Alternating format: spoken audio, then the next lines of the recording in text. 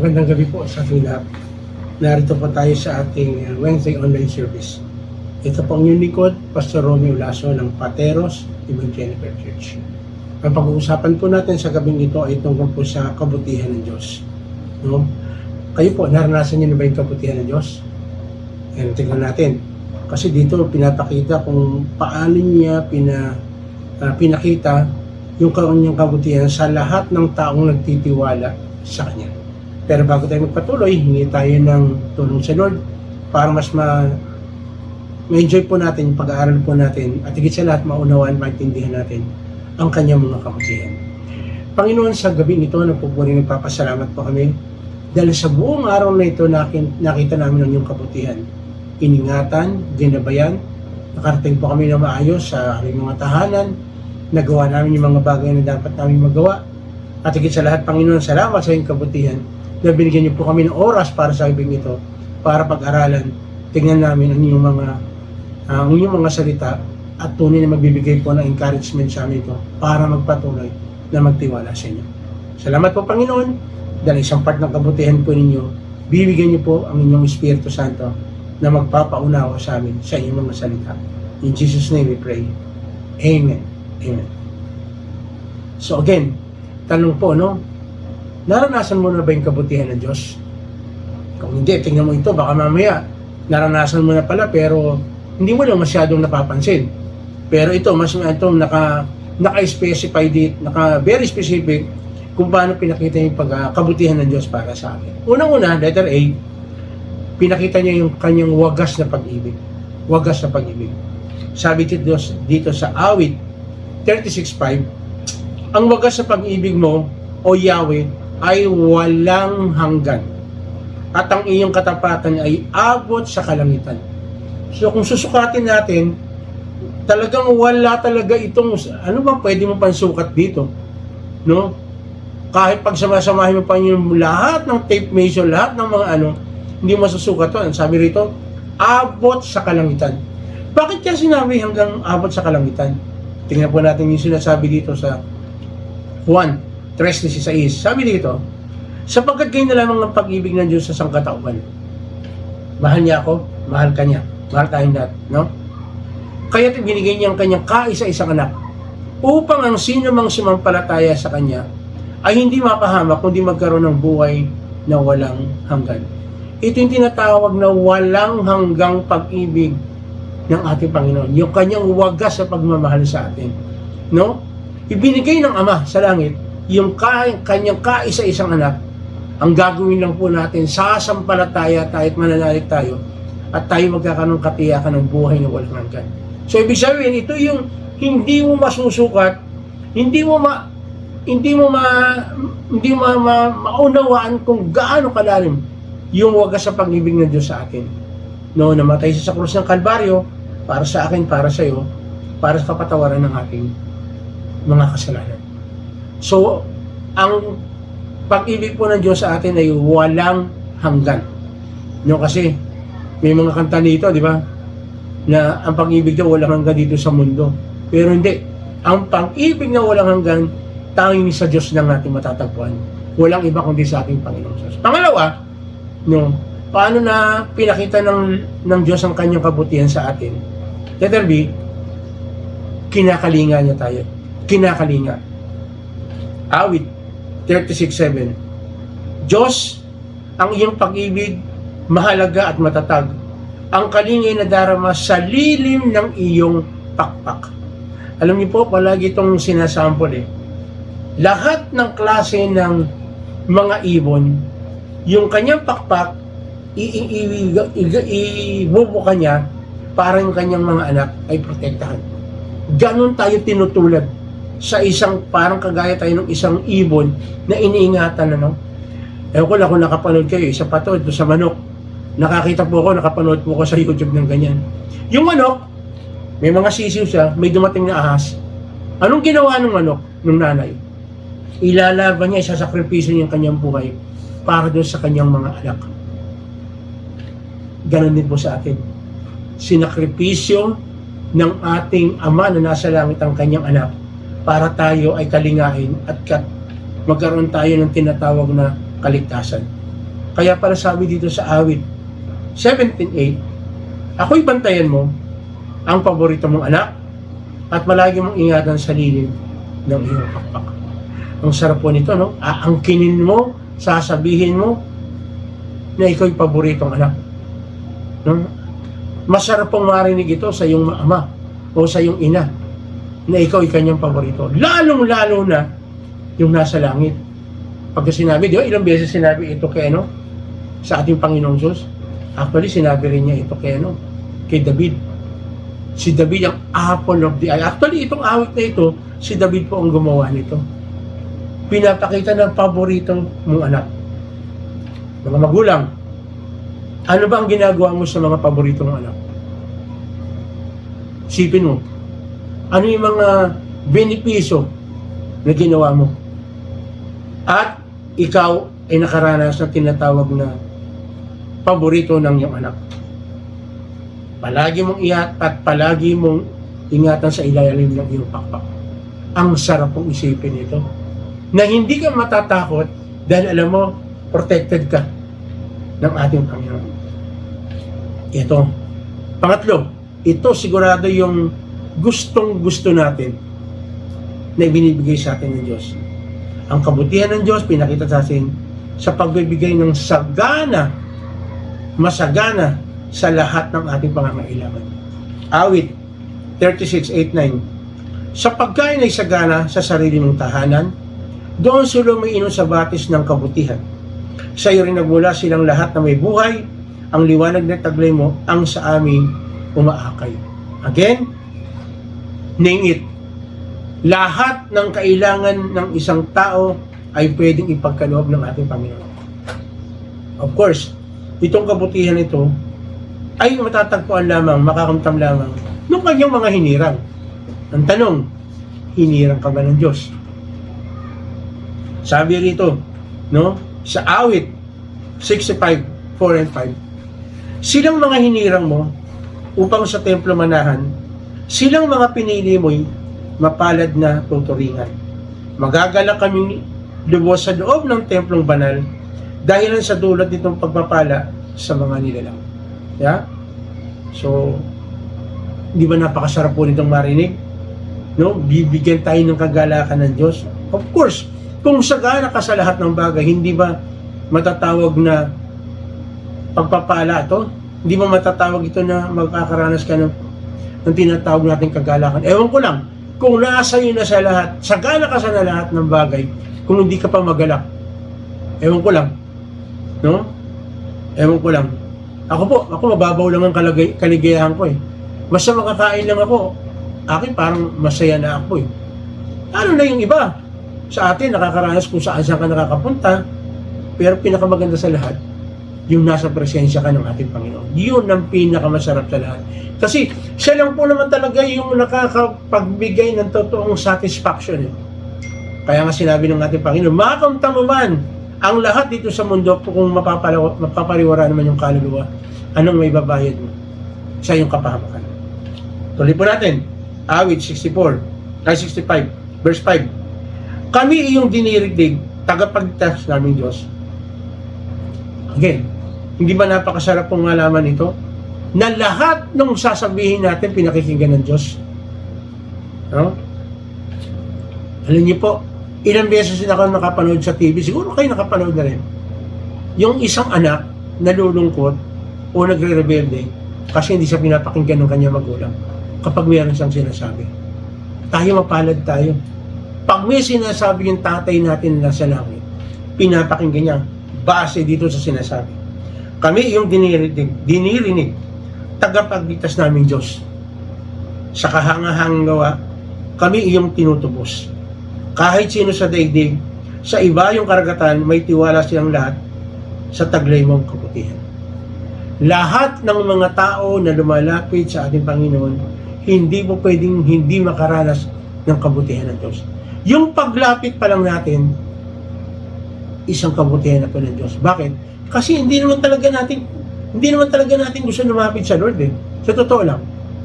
Pero si Lord gumagawa ng paraan para makita, ma-realize natin na kailangan natin siya.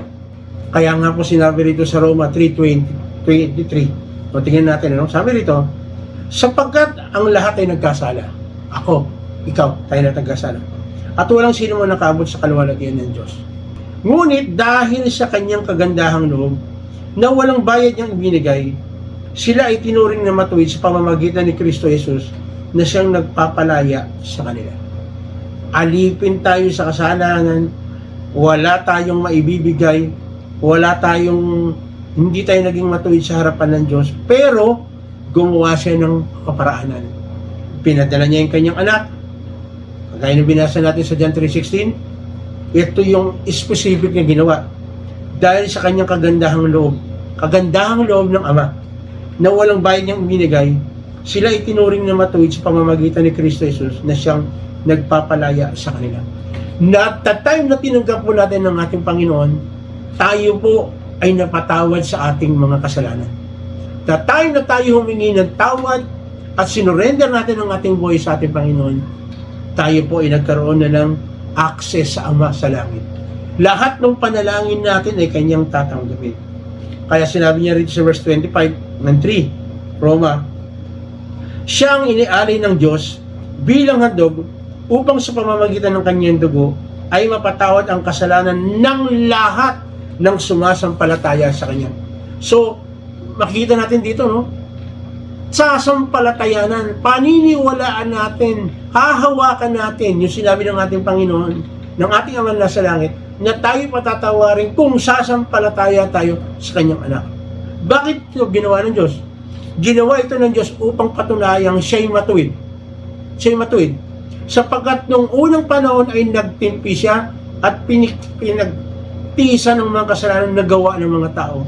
Isipin po natin, sa dami niyang nagawa nating kasalanan, pwede na tayong patayin ng Diyos.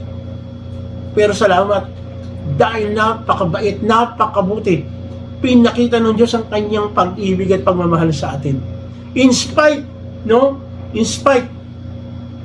sa dami ng kasalanan, ang sabi rito, nagtimpi siya. Kasi kung hindi siya nagtimpi, todas walang malilitas, lahat, as in lahat. Lahat po tayo tapos. Pero salamat, nagtimpi siya. At pinagtiisan ng kasalanan na gawa ng mga tao. Ang nagsuffer po ng kasalanan natin, yung walang iba, kundi ang ating Panginoong Hesus. Namatay sa krus para tubusin ako, ikaw, tayong lahat. Sabi sa verse 26, ngunit ngayon ay pinakita ng Diyos na siya'y matuwid at itinuring niyang matuwid ang mga sumasampalataya kay Jesus. Kapatid, sa mga oras na ito, gustong-gusto ng Diyos, maranasan natin yung kanyang kabutihan. Gustong-gusto ng Lord, maisip natin na yung kanyang wagas sa pag-ibig pinagkakaloob niya. Gustong-gusto ng Lord, kalingain tayo sa lahat ng aspeto ng ating buhay. Gustong-gusto ng Diyos, ibigay ang masagana sa lahat ng ating pangangailangan. Ang tanong lang, ikaw ba ay sumasampalataya sa ating Panginoon? Binigay mo ba ang sarili mo sa ating Panginoon? Kapatid, napakaganda isipin. Lahat ng kabutihan na ito na pinangako ng Diyos, ibibigay sa atin. Ang kailangan lang natin sumampalataya. Ang kailangan natin, ibigay natin ang ating buhay sa ating Panginoon. Kapatid, sa mga oras ito, aaninyahan kita sa isang panalangin ng pagsampalataya at pagtanggap sa ating Panginoon. Ito'y sa kapakanan at kabutihan natin. Kasi ang Diyos talagang mananatiling mabuti. Kahit tayo hindi mabuti, siya'y mananatiling mabuti. Pero gustong i-extend ng Lord ang kanyang kabutihan. Gusto ng Lord bigyan tayo ng maayos at masaganang buhay. At ito'y mangyayari lamang kung ibibigay, sasampalataya at mananalig tayo sa ating Panginoong Diyos. Ako'y mananalangin ng isang pagtanggap, pagsampalataya. Ang kailangan natin gawin, manalangin. Sundan mo panalangin ka na nanggagaling sa iyong puso. Sapagkat itong gusto ng ating Panginoon. Kung tayo sasampalataya sa Kanya, buong puso, buong kaluluwa. Kaya sinabi nga mahalin natin siya ng buong puso, ng buong kaluluwa, ng buong kaisipan, buong lakas. Ibigay natin sa Kanya.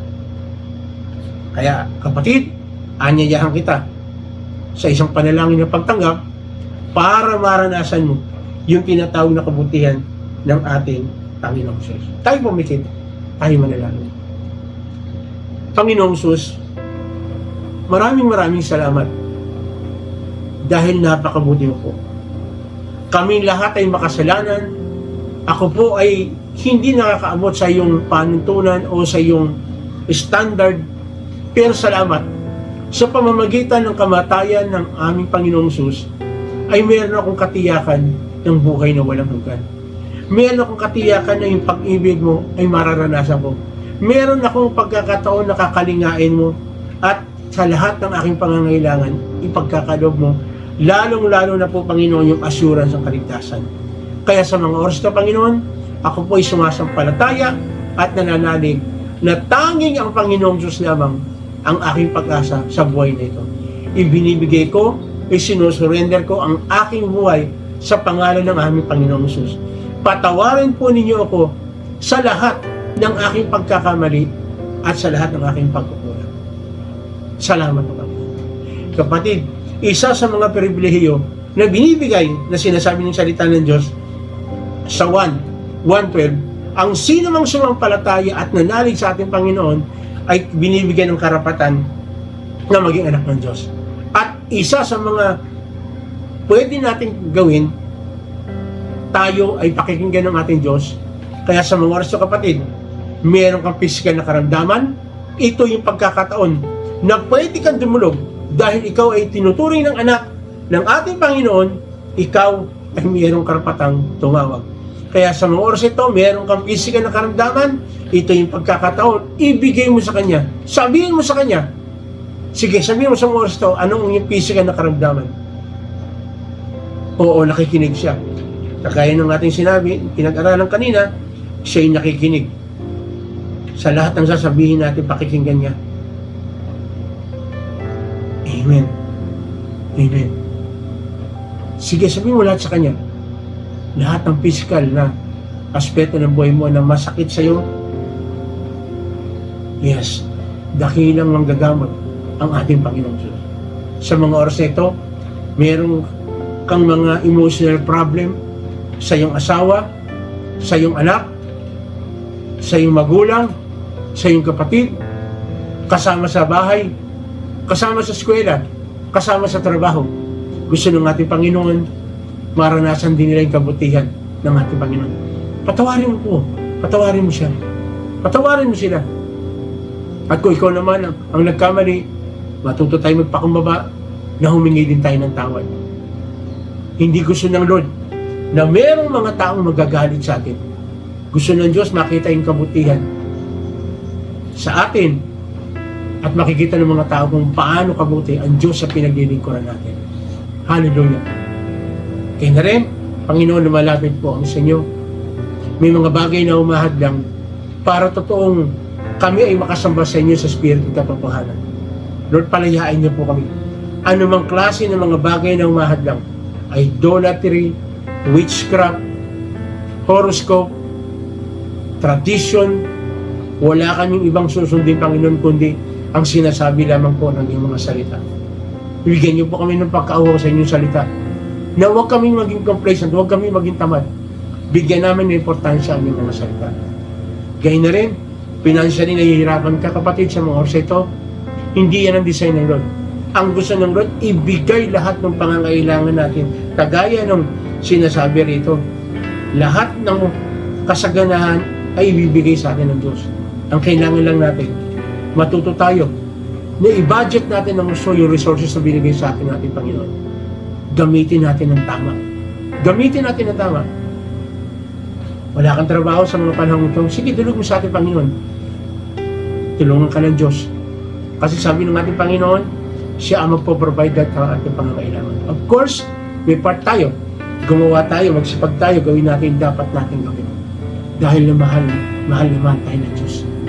Gustong ibigay ang the best para sa atin. Hallelujah. Hallelujah. Hallelujah. Thank you, Jesus. Kaya na rin, sa mga oras ito, Panginoon, dinudulog namin mga kapatid namin, nagdiriwang ng kailang kaarawan, pagpalain po sila, kung paano pinagpalaan ng karang taon, lalo magpapalain po taon na ito, yung extension ng pagsasama ng mag-asawa, pagpalain po ninyo, Panginoon, dahil ikaw ang sentro ng pagmamahalan ng isang ng mag-asawa. Yung kanyang anniversary, pagpalain mo po, Panginoon. Ganyan na rin, Panginoon, pagpalain mo bansang Pilipinas. Marami na pong lumalabas na talagang nakaka-alarma na ang Pilipinas ay imbig ng iba-ibang bansa. Pero naniniwala kami, Panginoon, ikaw nagmamay-ari ng bansang Pilipinas at ikaw lamang ang pwede mag-imbig ng bansang Pilipinas.